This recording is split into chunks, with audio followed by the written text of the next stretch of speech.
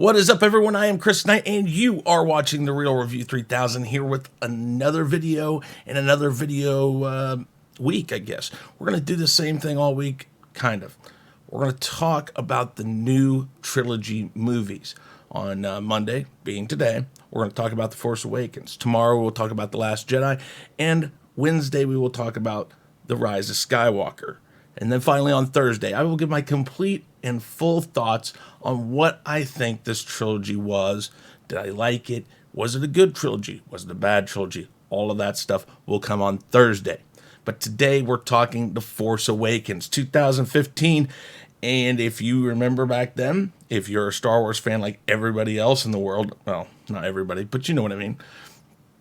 If you were a Star Wars fan and you got wind that they were coming out with another trilogy, you were excited.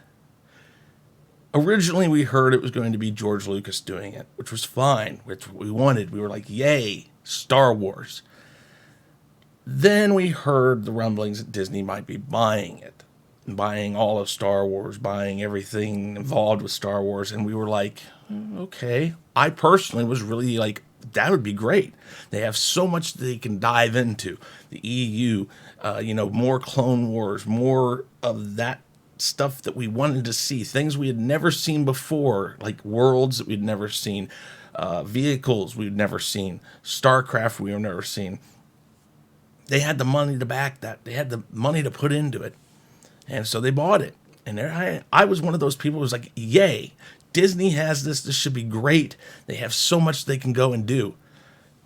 And then The Force Awakens comes out. Right before The Force Awakens comes out, or a little bit before that, when they bought it, they said, no more EU. We're not gonna have anything from the EU. We're gonna have our own canon. And that canon is gonna be within our cartoons and our movies. Okay. I wasn't necessarily unhappy or happy about that. I didn't necessarily think the ramifications that actually could mean and what it could do to the whole series. But The Force Awakens was coming out. What was the good? What was the bad? Well, let's go over some of the good stuff. First off, it was Star Wars again. We'd been without Star Wars for years.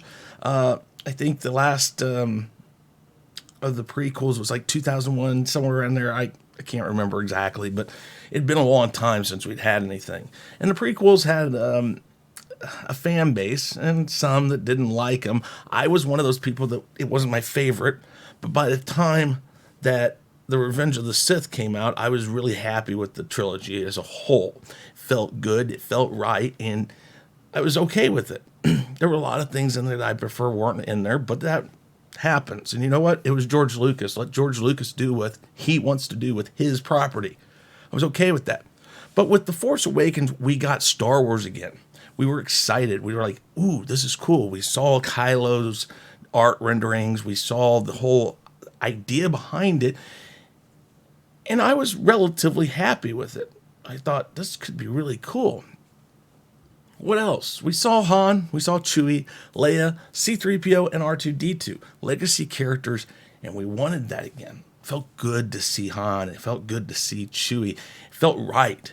It felt like you were back home, had a warm, snuggly blanket, and he was hugging you, and it was like, oh, you're okay. They're back. Oh, yeah.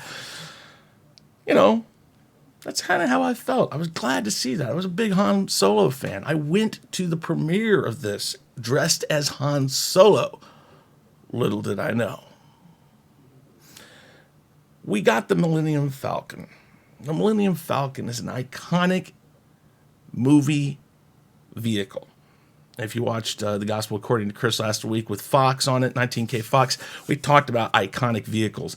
And first and foremost, he had a backdrop with the Millennium Falcon on it. And of course, why? It's an iconic movie vehicle. You can't go around and not think of Star Wars and put the Millennium Falcon in it. I was so happy to see the Millennium Falcon again. Yes, it had its alterations. We won't go into that. It's still the Millennium Falcon. It was so great to see it. It wasn't a bad story. It did the right things to start to build new character arcs.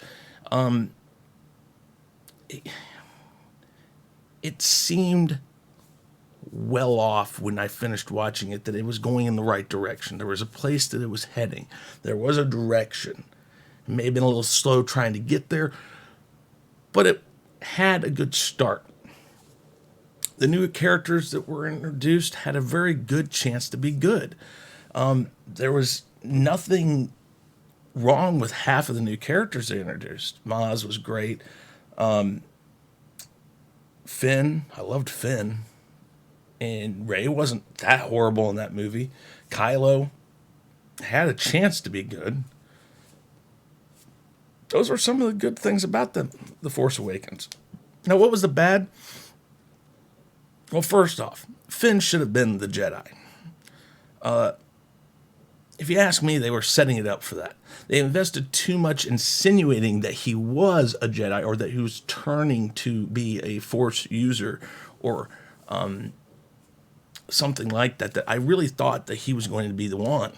I thought Rey was going to be a part of the group, but I didn't really feel like she was going to be that. Again, remember, I didn't read up on any spoilers. So if it was out there already that Rey was the one, I didn't know that. So when I'm watching it, I really felt like Finn had a better chance and better storyline from where he was coming from to be a Jedi. So I always thought that was a missed opportunity. I hated Han dying, okay? Let me just be straight up about that. He was my favorite Star Wars character ever, still is my favorite Star Wars character ever. I understand that Harrison Ford didn't want to live through this movie. He wanted to be dead by the end of it. He wanted to be dead at the end of the 77 Star Wars film, but he didn't get that chance. So they drag him through 3 movies, and he didn't want that to happen again. I still think that they should have kept him around. I think of all the legacy characters during this trilogy, though, he was appropriately treated in the way that even in his death, there was a purpose behind it. He didn't just die to die. It wasn't like some gun battle that he just got nicked in and died or something. There was a real moment there between him and Kylo or Ben that worked. It felt right, even though I didn't like it. Rey is too powerful too quick. Now, I can always justify these things. I do, and people know it.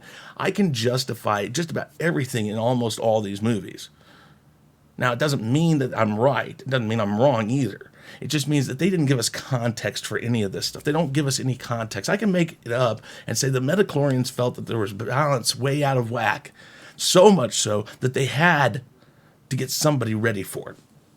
And that's how Rey got it. Almost like a forced download or a jump in her abilities really quick. That doesn't mean it's right.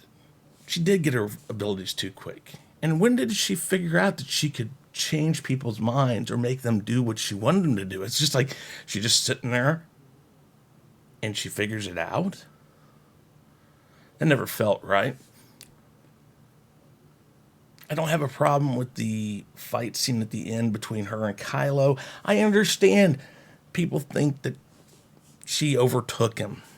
Partially, but I don't know if that was so much what people think. I don't know if it's so much what people think as much as I just think what happened was Kylo was way too enraged with everything going on that he just wasn't thinking about it. He wasn't in his element at the moment.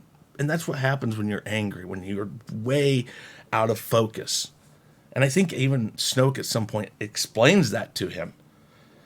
Now, Rey, I think, is more lucky than anything. I think she picks up the lightsaber. She has some ability of force usage that she kind of is able to do this stuff. Now, that doesn't mean I'm right. Again, remember, these are opinions. I can make this work in the favor of the movie. But there's no explanation for it again. Kylo, we know, has been trained, and he should be able to dispatch of her quickly, at least to the point that he hurts her and leaves her. Think of it what you will. Kylo, another bad thing, is a whiny little boy. Most of these movies, he's sitting there whining and mad because he isn't what he wants to be, or he isn't getting what he wants. Like, why can't I have it? I want it now. It's mine. I want it. I didn't like that. I think the character had an awesome chance to be badass, but he didn't. They didn't take the chance with him. They didn't hold him to a standard of what they did with Darth Vader in the original trilogy. Darth Vader was menacing. He was dangerous, and he was scary. They could have done that with Kylo. In fact, I would say that he shouldn't have even taken off his helmet at all in the first film, because that kind of helped that menacing and terrifying aspect of him. Personal thoughts. Another thing, not enough Snoke. They should have had a whole lot more Snoke in this. A lot more. Give us a little background behind who he was. And why was he the evil one? And why was he supposed to be the baddie through the whole trilogy? Because if you know anything, you're pretty sure that he was the one. We'll get into that tomorrow with the Last Jedi. 2 more things that were bad. No Luke. No Luke until the end. You don't use Luke that way. You don't just totally obliviously keep him out of a movie for a whole movie. Not even just to make a point, not to make a journey, none of that. No, you put him in, even if it's cutscenes, to where he's at. Flashbacks to what happened to him. Why he's hiding. All of that. I mean, we get no context in why we don't get any Luke. And that's the next thing. No insight into the past 30 years of our main characters. We don't know why they're in the situation they're in. We don't know why Han runs off. Now, you can say it's because Ben turned to the dark side and that he felt that everything was out of whack and he had to leave. No, we need more context. He doesn't just leave the wife he loves, the person who he fought so vehemently for throughout the whole original trilogy. You don't leave just because of that and go back to your smuggler ways. You were a general, for God's sakes. You need the 30 years of Luke. If you don't get that, what in the world are you doing?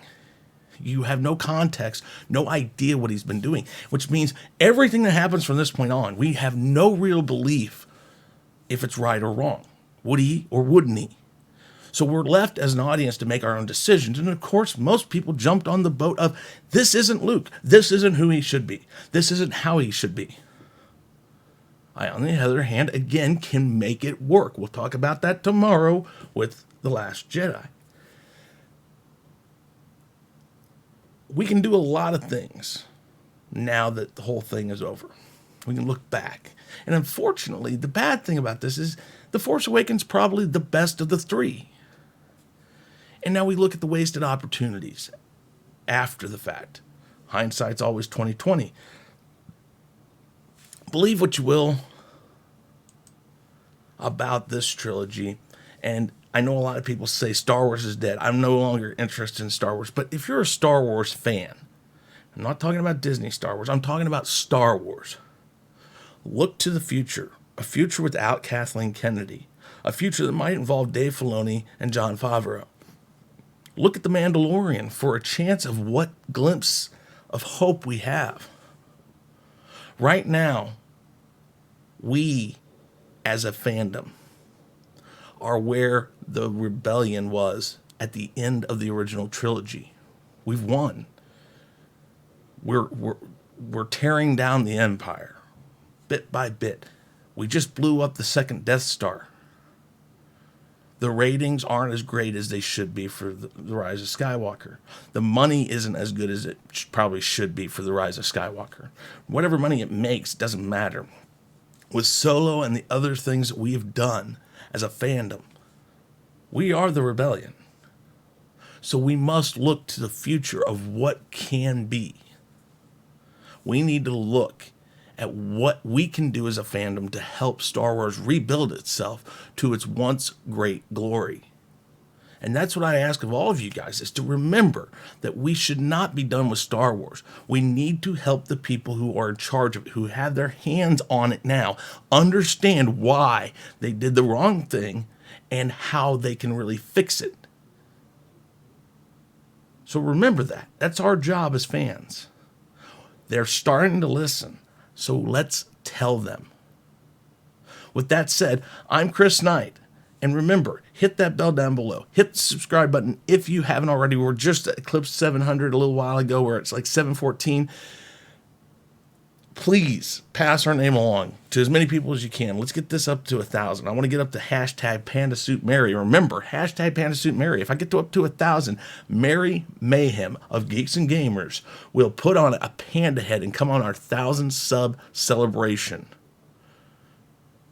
And remember, I have something I'm going to do too, so we'll get into that later. But please hit that bell, hit the subscribe button, smash the like button, smash it, smash it, smash it. And I want to thank all of you guys for watching. And remember, tomorrow we're going to be talking The Last Jedi, everybody's favorite movie. Everybody's favorite movie. But tomorrow it is The Last Jedi. Again, I am Chris Knight. This has been The Real Review 3000, and I'm officially out of here. Hey guys, thanks for checking us out. Be sure to subscribe to both channels, and make sure to check out our friends in the Fandom Minutes. You can find us on YouTube, Twitter, Facebook, Instagram, and BitChute, and you can also send us an email at sean@seanstackhousereacts.com and chrisknight@therealreview3000.com. And be sure to swing by our Teespring store to pick up some awesome merchandise.